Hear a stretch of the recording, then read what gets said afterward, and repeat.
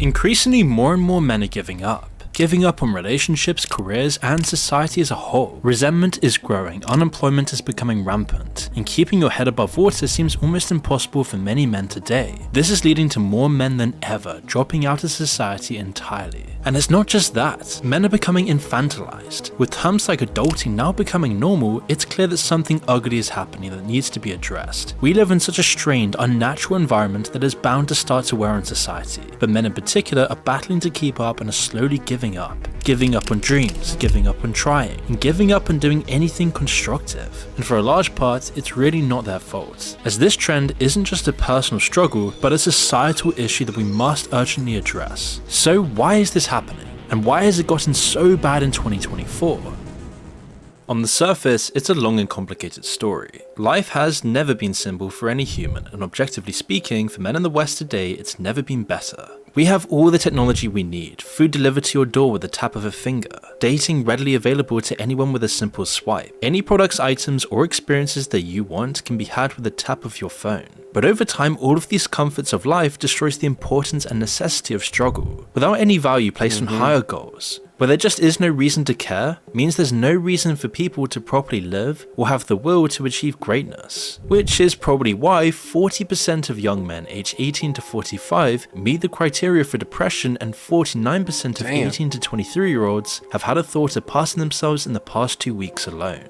Oh my goodness. These numbers are absolutely insane. You know, actually, I got a very good friend of mine, and we were talking through mental health the other day as it applies to men, and he shared with me a few years back he was thinking about ending it. He had faced a lot within his life, including losing his job.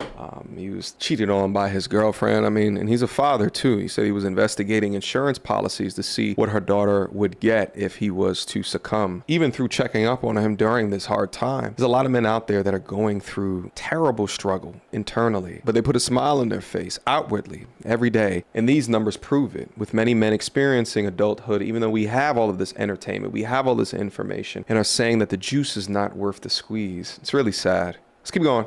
And we're seeing the symptoms of this problem everywhere. The sapping away of our vision and ambition permeates in all aspects of modern society today. Our culture, architecture, relationships, bodies and minds. Past civilizations before us have always placed their emphasis on beauty, wisdom and logic for all the population to see, with great town squares, bustling with art, life and community. These things were placed above all else as the bedrock of their societies, laying out a code of honor and struggle in its people to achieve greatness. Comforts were shown in art and culture, but as an aspiration for achieving something great, for following your mastery. But today our cities are mostly devoid of all of this character, and instead they're marked out by the most cost-efficient, bland and sterile designs to facilitate a simpler self-motivated purpose. It's why people flock all over the world to a handful of remaining cities that retain their centuries-old charm to feel and experience the character of bygone societies that were motivated by higher ideals. Ideals greater than our modern two-dimensional ways of thinking. With a prioritization of comfort, lust and opulence and flashy materialism over individual excellence and greater community, we're now reeling in the aftermath, becoming instead a generation of mandated mediocrity. And does this explain why men today seem to struggle more than ever while seemingly having more than ever? America in particular is not actually in a recession. In fact, on paper, the economy looks like the best it's been in a while. Unemployment has dropped, GDP is up, but what the people are actually experiencing is a completely different story. We can see this in a study by the University of Michigan on consumer sentiment, which gathers data based on how consumers feel about the current state of finances. In 2022, it dropped to an all-time low. Prices of our average daily needs like gas and food have increased in unbearable percentages. In contrast, salary increases do not match, putting a high strain on budgets.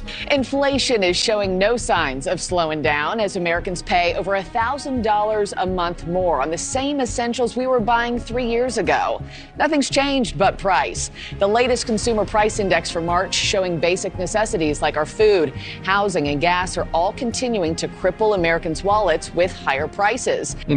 Our wages are actually down against inflation since Biden took office. So not only are prices soaring, but our wages, at least if you measure hourly wages, are not keeping up at all. Keeping your head above water has become the new normal instead of owning a home with a white picket fence. The rich are becoming richer and the poor are becoming poorer, with the middle class disintegrating completely. All the knowledge of the past of just going to college, getting a job, and buying a home immediately is just completely irrelevant for anyone working and living in 2024. The universities have skyrocketed in prices to absurd levels. The housing market is in a complete giant bubble. Everyone's sending out job applications more and more, all while using these automated testing systems, applying up to 100 jobs a day and still not getting anywhere. All the while major companies repeatedly tell us that they can't find any workers for their companies. And the results of this are clear. People are drifting towards more unfulfilling jobs, or just not even having a job at all, while the rich buy up resources, real estate, and everything that used to be the cornerstones of the middle class. It is now just an investment hidden through an offshore bank account for some giant investment fund. Basically, what they want to do is create a nation of renters. BlackRock coming in and giving them more money than the house is worth. How much more do they give them? They can give them, 30% above. Fun fact, I went to high school with Tim Dillon, but I think that the narrator here is hitting on a lot of ancillary topics that have to do with kind of the decline of the mental state of most modern men today. And I think it's ancillary. I think that the main reason is because there's a lack of self-fulfilling purpose within society today. I mean, even think about 50, 60 years ago, a man's purpose was to protect, and the best way to try to demonstrate that ability to protect was to join the army, right? To go off to war. It gave you a strong sense of meaning, of purpose. And even after warring times within our history, right? You can have a job at a Ford factory and afford 100% of the bills for a wife, 2 kids, a dog, and a white picket fence. Jobs back then were more stable, long lasting. But then on the opposite side of a man's purpose also goes to how society depicts men. There is no point to feel good about or do anything for a society that actively hates you or blames you for the country's, if not the world's, problems. And then you put a happy sprinkling of modern day feminism, not the old feminism, but the modern day feminism on top of that creates and maintains a low barometer hate for men, and it is infected as a mind virus into the ideologies of women to the extent of incentivizing horrid and bad behavior. So now you have women that are less marriageable, thus de-incentivizing men to work harder towards a purpose. No wives, no girlfriends, no kids, no respect, no participation. Which is money. And then they just it's lease those BlackRock. homes out. And they lease them out. It's part of this idea that home ownership and automobile ownership and all of these things, these legacy systems that people want to get rid of. And they go, rent a house, use Uber, Lyft, whatever. You don't need to own. What does owning do for you? That's that famous article, you'll own nothing and be happy. Right. And because of this, all saving plans for regular people are halted because living paycheck to paycheck means there just isn't enough for a savings plan. And whilst there is still some hope to dig your way out, for most this does begin a damaged path. People end up working in a job that's not in their field, something that they hate to do every day, and eliminates the experience they need for the job in their field. And so even the experience they are getting is just completely useless for getting back on track. In effect, their now entry-level position is further deviating them from becoming lawyers, psychologists, or whichever career path they studied for. And if the middle class is experiencing this, then the lower earners are feeling this even more. The jobs they once had a chance of landing now go to the middle class, while they get hit a bump lower, which is putting millions of people in dire straits. They face working twice as hard for minimum wage, juggling between jobs, partaking in the gig economy with absolutely no security, all with an extreme pressure to keep up with daily expenses in a completely overpriced megacity. And the truth is, both middle and lower earners are now taking a huge hit to their egos. They feel disrespected through no fault of their own. As no man wants to feel like a failure. They don't want to feel like they're not providing or on their destiny. Imagine putting in the hours and effort to get a degree and then having to take a job that's not even within the field you studied for. Well, this is just regular life for most people nowadays. It's making men feel incredibly depressed and isolated. They watch all this stuff on social media. They see people flexing the Rolexes on their Instagram stories. Meanwhile, they're struggling to survive, living a life they absolutely hate. And when friends and family ask about it, they suffer the humiliation of explaining why they had to take what was available. Even though it isn't humiliating at all, and they're doing what they can to survive, it definitely takes a huge effect on their mental health. Especially as it wasn't that long ago, where it was actually normal to enter the workforce with a mentor who would show you the ropes and encourage you and push you to learn more. Starting at the bottom didn't seem so bad because there was an opportunity to grow and reap more rewards, but this imperative step is slowly slipping away. today. Companies of prestige have forgotten the generation with no experience. And for many companies, this is what they want. This is actually the ideal scenario, where they have people so desperate, so in need of experience, that they can treat their workers like absolute trash. Since the 1980s, testosterone levels have dropped more than 50%, and yet we're told to ignore it. Why? Because there's a coordinated effort to suppress masculinity and turn men into something they were never meant to be. Jesus. This decline is no accident. We're constantly exposed to harmful chemicals in our food and everyday products, bombarded with estrogenic chemicals from plastics, junk food, and sedentary lifestyles, which is why testosterone levels have been declining for decades, with a 17% drop among 60-year-olds in 2004 compared to 1987. Sperm count and strength in men are also decreasing exponentially, with a 32.5% decrease in mean sperm concentration in the last 50 years. As you age, you should absolutely be checking your testosterone. I personally check my testosterone now because I had testicular cancer, and I got to make sure that my hormones are doing okay to ensure that I'm living the life within a good hormonal balance so I can be happy. A lot of it can affect mood. It can, if you're in funks, if you're depression, right? If your mental health is messed up, you might have a hormone imbalance. And in fact, those that are prescribed antidepressants, you definitely want to go get your hormones checked because you're taking a medication for something that meanwhile you're just lacking something that your body naturally produces, in it being testosterone, which is then leading to you feeling like you're depressed. The cost of having a job also plays a part in stripping them of their dignity. Transport costs to their job, depending on the amount, could take a huge chunk of their salary, so that at the end of the day, they can only pay for rent or food and not both. A government grant could replace their salaries, and they earn more or less the same amount. What's also helping to pay the bills is, as I said, the U.S. government, in particular, our disability programs for people who are unable to work. Those programs seem to have morphed away from their original humane intention and now seem to provide an alternative income source to regular employment for several millions, for millions and millions of these guys. If a job doesn't support your basic needs of a home, food, and transport, it wears thin in justifying the effort for this job, especially if you're not getting any experience. And in most cases, if you go into the gig economy, absolutely no security either. All for minimum wage. There's even a new term called quietly quitting, where you do the bare minimum of your job to the point that you're almost rendered useless and you get fired or simply quit. The fact that this term even exists shows that attention is desperately needed to solve this problem. And while this is happening, it's becoming more and more common for both partners in a household to be living the same life, or even with most males' partners actually being the breadwinner. And whilst this isn't necessarily a problem at all, it is leading to some weird modern problems in the household. Men with families are actually switching their roles with their wives, except they're not actually doing what their wives would do if they were to stay at home.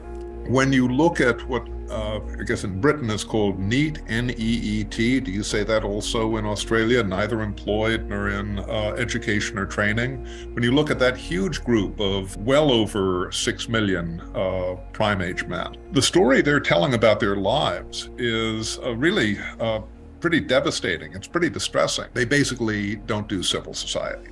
There's almost no worship, almost no volunteering, almost no charitable work. They've got a lot of time on their hands, but they report doing strangely little help around the home or help with other people at home. Because of the situation, some men may feel a sense of worthlessness and resentment. Some men might take an hour to clean up the house and fetch the kids, but the rest of the day they sleep or play games. In some cases, the wives work and then come home to finish the chores their husbands were meant to do but didn't. And whilst this might cause huge marriage problems, it still feels better off to the husbands. If asked what they do for a living, saying they're on a break or working on a project beats the humiliation of saying they work at McDonald's with a useless degree on their back. Men without families have nothing to lose, so they stop working because no woman would even want them anyway. They can't afford to date, they can't afford a family, and since their own families are supportive, it somehow justifies them giving up and staying at home, rather than facing these societal problems head on, with prices rising, getting hired becoming harder and harder by the day, and inequality becoming rampant within society, most men are just deciding to give up. Because instead of facing the hardships of having a job, it just seems so much easier to escape, whether it be terminally being online, playing video games all day, or hiding behind doing chores at home to show they still have a purpose and are doing their best. The point being that for many men in 2024, if they're gonna be disrespected and feel worthless, they may as well choose the easy way out than a battle. And I think outside of all the financial things that he's stating, because I really think that it has a lot more to do with dating and relationships than what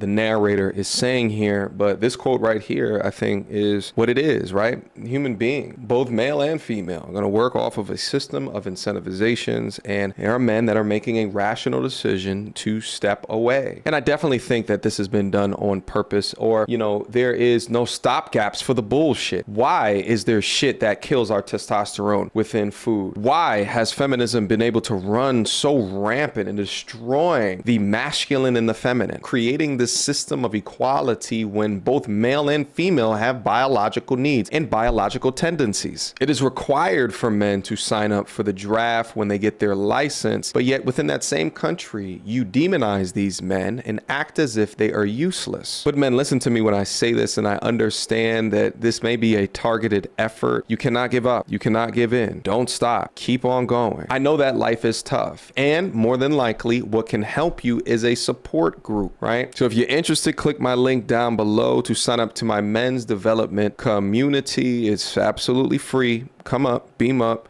talk to the brotherhood of men that are up in there, ask questions, and connect. If respect had a currency on how it would affect your life directly, you would see a different picture. A man with a job with high pressure, long hours, and doing something that makes him feel degraded would be worth, say, $100, but staying at home, playing games, and escaping, all while being with the people he loves, is probably worth $200 because of how it affects him. This explains why more and more men are deciding to drop out of society rather than face it head on, as it just seems to be the easier path. If it's a choice between two paths, one that offers little satisfaction while the other provides comfort, it's easy to see why men are going this route. But the thing is, this is a terrible mistake. And this is creating problems that we've never seen before. You know, and a lot of this is issues with dating today as well, right? Like, you know, if a man has a choice to go out on a date with a young woman, spend money, and then with the risk of her disrespecting him, or the risk of her showing up late, or the risk versus, you know, a co-op Call of Duty night with the boys, right? Like, you know, they're just making rational decisions, or focusing on short-term gratification over long-term sustainability or satisfaction, because we're all meant to be together at the end of the day. But I get it. If there is no emphasis or any facilitation of the need to aspire to something greater, and the game seems rigged to most who are playing it, it's hardly a surprise record numbers of men are dropping out and giving up on the game entirely.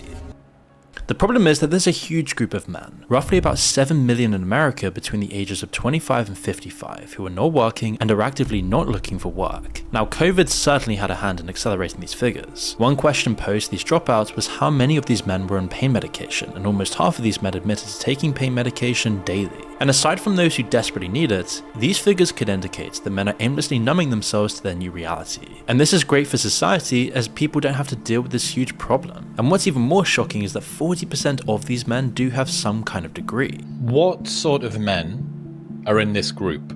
Demographically, education, family structure, ethnicity, who makes up this group? Surprisingly large, representation of guys with college or even college degrees. 40% of this group has at least some college, and as I recall, about a fifth or a sixth are college grads. The decision to be in this state is closely related to changing times. We've already discussed the effects of brain rot in another upload, which disabled problem solving in Generation Z and has already presented problems in finding jobs. They are quick to quit at the first difficult task and move on to find something else, but what happens when options run dry and they find themselves simply stuck in limbo? Giving up seems to be the next step, and accepting that is easy when they're discouraged by the situation. Working off of surveys, the data compiled indicates that these men are not only not working, but they're cutting themselves off from their communities, or there's no incentivization for them to even have any community in the first place. They're hiding out because going out would mean meeting new people who might oppose their lifestyles. It makes it uncomfortable. Why leave when you can just aimlessly watch brain rot content and numb yourself with weed or pain medication and stay inside? You know what I also call it?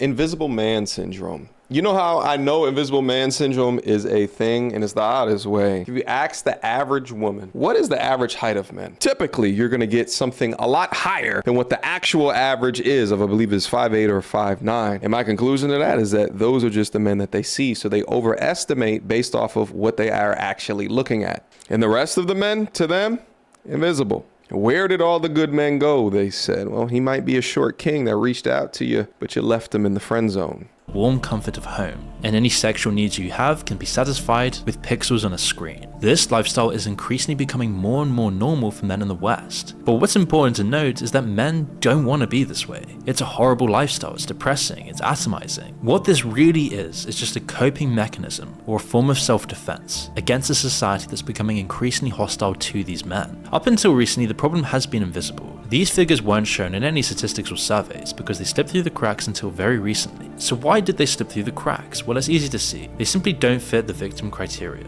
Some have degrees, they're in the prime of their lives, and it was their choice to quit. It's easily overlooked and only comes to light as the numbers rise. Nicholas Upstart wrote a book called Men Without Work, and has since exposed and addressed the problems in his book. He says he is trained to look for hidden in plain sight problems, which is how he stumbled upon this issue. You see, these men are not causing trouble, at least for now, and they don't seem to be drawing any attention to themselves. On the contrary, they keep to themselves. So surveys and statistics just don't include them at all. They don't even register on the scale, and people in society think this is a joke issue. And it's also reasonable to conclude that some of these men may work, but in the underground economy, work like formal cash jobs, or even shady legal ways of making money. But of course, this is just a minor portion of these men. We need to address the problem head on. How is the situation getting this bad? These men have completely lost their purpose in life. All of their duty, their hopes, their responsibilities, their own dignity and value. It's being completely decimated at the moment. And we're seeing this with the form of radicalization online, growing hatred and division, and a general apathy towards society as a whole. And the longer this is ignored, the harder it's going to be addressed down the line. More men today than ever feel disconnected, disillusioned, and left behind by a world that seems increasingly indifferent to their struggles. While GDP numbers and employment stats may sound like an easy good solution on paper, especially to government bureaucracies, it will never really fix the reality of the situation for normal people. The real challenge we face today in the West is to find purpose and meaning again, to have any reason to even want to participate and achieve greatness in society. We should focus on creating environments where people can thrive, where beauty, philosophy, and higher noble pursuits are actively encouraged by the cities and countries that we inhabit, which would give millions of men a reason to care again. Fantastic video by content creator Moon. I'll leave a link to it down in the description box down below so that you guys can also take a look at all the content. But I wanted to go over this as it is niche accurate to the things that I talk about on this channel. But I think I can summarize all of this up in a couple of quick points. And it's not that nobody cares about men, so much so is that it seems like an intention to achieve this uncare, if you will, to break men down, to make them give up, to give them no opportunities, give them no support, give them no hope. I mean, shit, just look at all of the injustices within the family court system. And nothing is by accident. It's all intentional. If you break down the strength of the males or the protectors of society, well, then that society is a lot more easier to control. And I agree with the narrator in saying that this is something that needs to be fixed sooner rather than later, because a child who is not embraced by the village will burn it down to feel its warmth. That's what I leave with you guys here today. Questions, comments, concerns? Y'all already know what to do. Mediocre tutorials and reviews at gmail.com. Again, link in the description down below if you guys are interested in joining the men's self-development community. All right. Until next time, YouTube.